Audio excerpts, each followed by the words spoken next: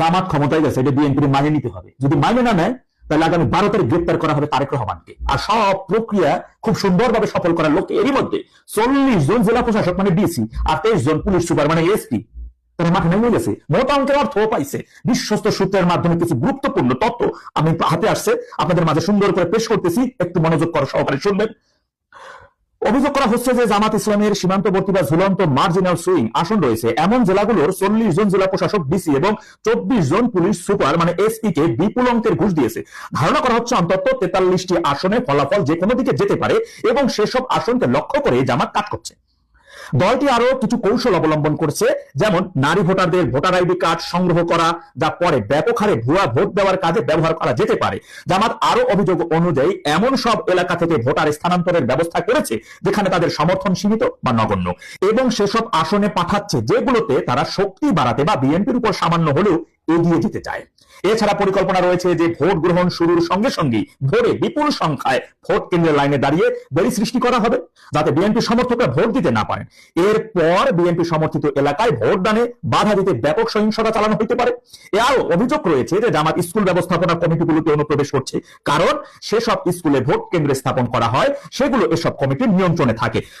এর ফলে তারা ওই স্কুল থেকে নিয়োজিত প্রিজাইডিং অফিসার ও অন্যান্য পোলিং এজেন্টদের মাধ্যমে ভোট প্রক্রিয়া প্রভাবিত করতে পারে। একটু খেয়াল করে শুনেন, স্বাধীনতা বিরোধী এই দলের প্রচারী বিধান অত্যন্ত শৃঙ্খলাবদ্ধ, সংগঠিত এবং অর্থায়নে সমৃদ্ধ।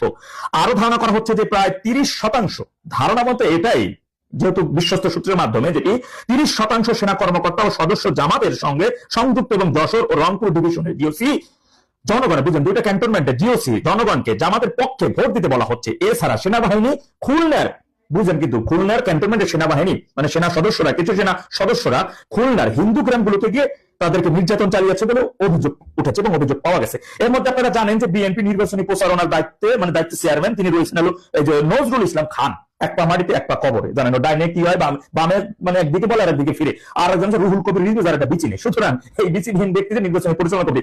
অন্যদিকে আপনারা জানেন যে আগামী তাদের নিজস্ব একটা মিলিশীয় বাহিনী সশস্ত্র আশিক মাহমুদ সজিব বুঝে 12,000-এর একটি জঙ্গিদের সুসংগঠিত একটি জঙ্গি বাহিনী তাদের মাঠে পুলিশ সেনাবাহিনীর পোশাক করে তারা কাজ করবে। অন্যদিকে আজকে দেখছেন যে স্বরাষ্ট্র উপদেষ্টা খয়েরকার স্বরাষ্ট্র উপদেষ্টা তিনি বলছেন যে তাদের 5 লক্ষ সেনা আনসার বাহিনী, 2 লক্ষ পুলিশ বাহিনী, 1 লক্ষ সেনাবাহিনী, 5,000 বিমান বাহিনী, এগুলো সব মাঠে থাকবে।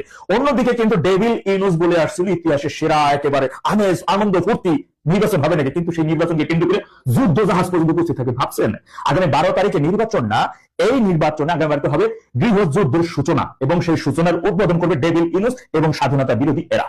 আর অন্য কোনো কিছু না। মনে রাখবেন তারা আগেই বলছে কেন্দ্র ভোট গণনা করতে সময় লাগবে, কিন্তু গণভোটের সময় লাগবে না। ডেভিল ইউনুস ক্ষমতা ছাড়তে ডেভিল ইউনুস যমুনা থেকে বঙ্গভবনে যাবে, সেই প্রক্রিয়ার নির্বাচন।